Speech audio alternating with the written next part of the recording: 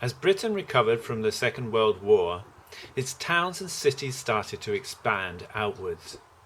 Some far-sighted people saw the threat that this urban sprawl posed to our countryside. So, legislation was enacted to protect green belts of land around London and other major cities. Although the planning legislation has been revised, the main principles remain the same.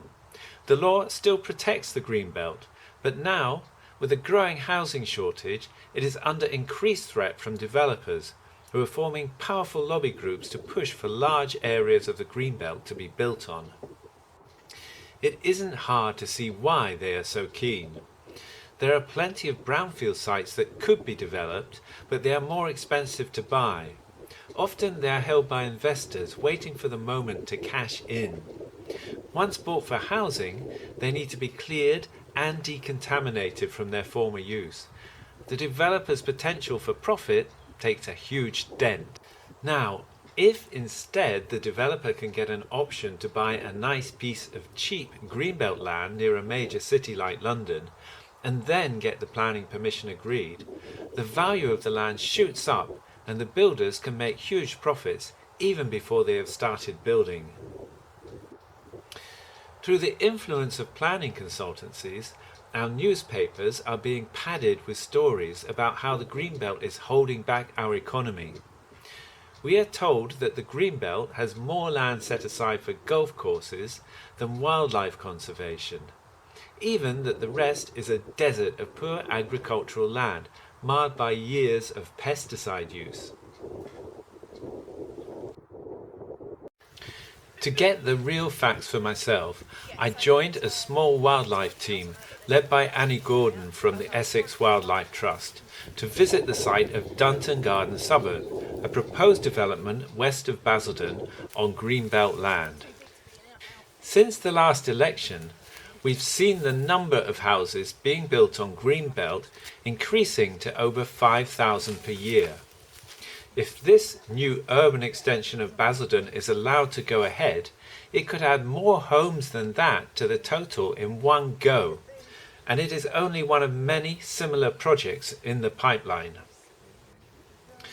The proposed site, which covers a golf course and some fields used for crops and grazing, turned out to be anything but a wildlife desert. In the centre of Dunton Hills, there is a patch of ancient woodland with two natural ponds that support a wealth of biodiversity. Our keen-eyed experts found owl pellets under one tree near the corner of the wood, which when tested later were confirmed to be from a barn owl. They were even able to identify the remains of the owl's meals of field voles, wood mice and a shrew, evidence that the hedgerows and ditches here are home to a diverse population of small mammals. Other protected animals found included badgers, buzzards and a heron.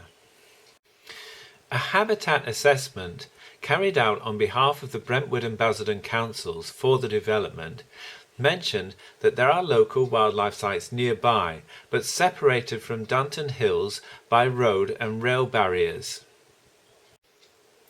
Inexplicably, the assessment missed a local wildlife site within the location, running from Eastland Springs through woodlands along the Mardyke tributary, and another potential local wildlife site at Green Meadows.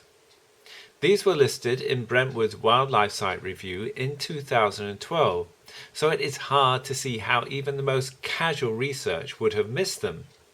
But they did. Annie Gordon was impressed with the site and called it a green corridor linking to the country parks of Langdon Hills.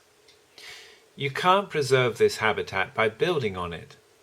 The outline plans propose to keep a narrow stretch of green space, but the disturbance from people and their pets would chase away many of the rarer species. If we build all around the conservation areas, they will lose their wildlife under the pressure from the surrounding population. We need to preserve much more.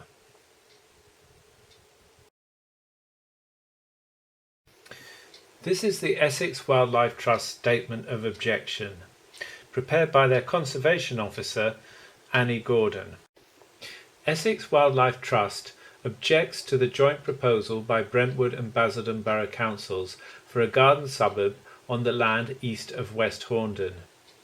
This site functions as an important wildlife corridor, linking designated habitats at Thorndon to the north and Langdon to the southeast. The proposed garden suburb would have unacceptable adverse impacts on priority ancient woodland and deciduous woodland habitats, hedgerows and field margins. The proposal would have unacceptable adverse impacts on protected species including barn owls, badgers and bats. Barn owls are rare and their survival depends on the protection of roost nest sites. They need large areas of rough grassland for hunting small mammals. Badgers tend to use the same pathways to foraging areas and will continue to do so despite any obstacles that are placed in their way. New roads will be crossed despite any difficulty or danger presented. Bats depend on key habitat linkages such as hedgerows, woodland shores and shelter belts. If these are lost or severed, this will have indirect impacts on the breeding sites or nesting places used by bats. The proposal will have unacceptable impacts on Eastland's Spring local wildlife site due to loss of habitat connectivity and increased recreational pressure. Local wildlife sites are recognised as having nationally and regionally important habitats and species. They are fundamental in maintaining the current levels and ensuring the long-term survival of wildlife in Essex. The proposed site comprises a network of hedgerows, veteran trees, field margins, pockets of remnant ancient woodland, ponds and ditches.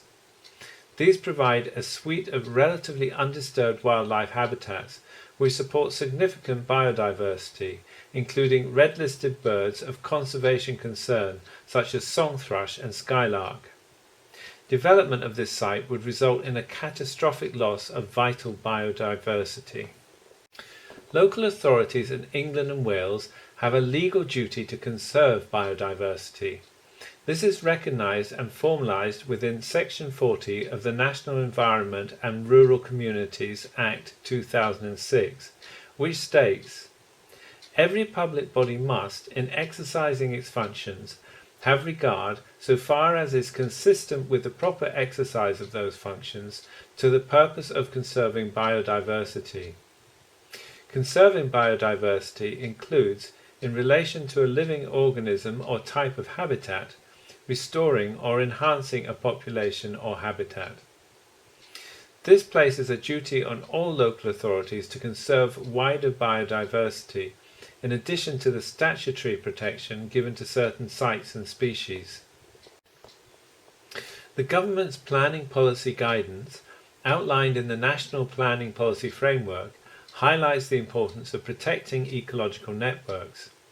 It states that, to minimise impacts on biodiversity, planning policies should promote the preservation, restoration and recreation of priority habitats, ecological networks and the protection and recovery of priority species populations.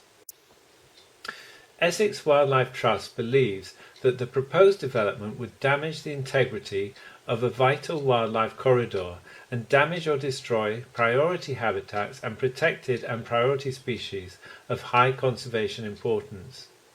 This would have a detrimental impact on local biodiversity and could adversely impact on important designated sites at Thorndon and Langdon. For these reasons, the Trust will be submitting a formal objection to this proposal.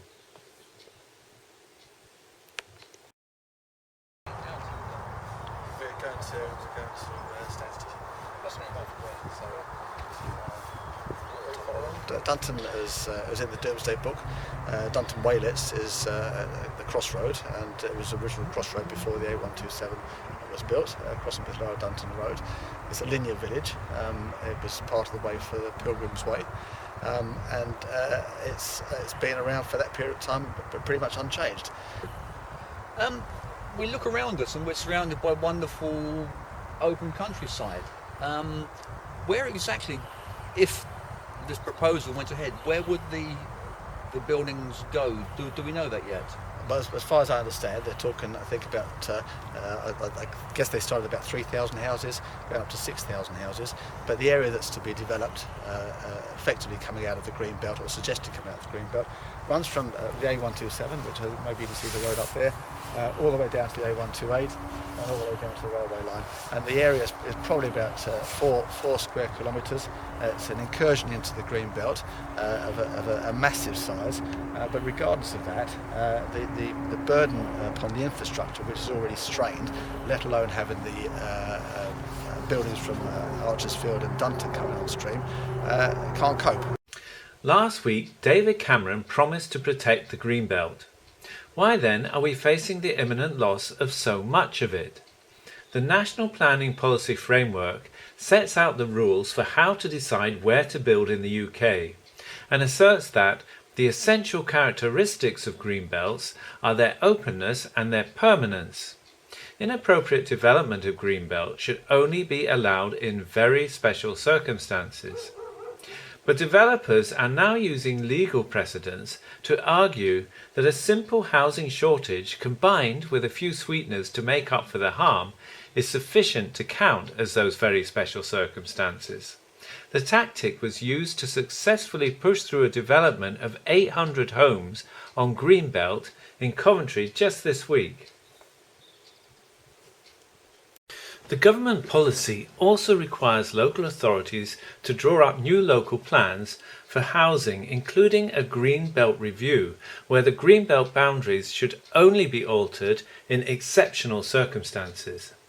Now, if that sounds a little weaker than the very special circumstances needed to build on Greenbelt, well, indeed it is. So it's no surprise that the biggest potential loss of Greenbelt is coming from these reviews. Local authorities have to assess the need for new houses and produce a number to build in the next 15 years. In the case of Basildon, they came up with a figure of 16,000 new homes.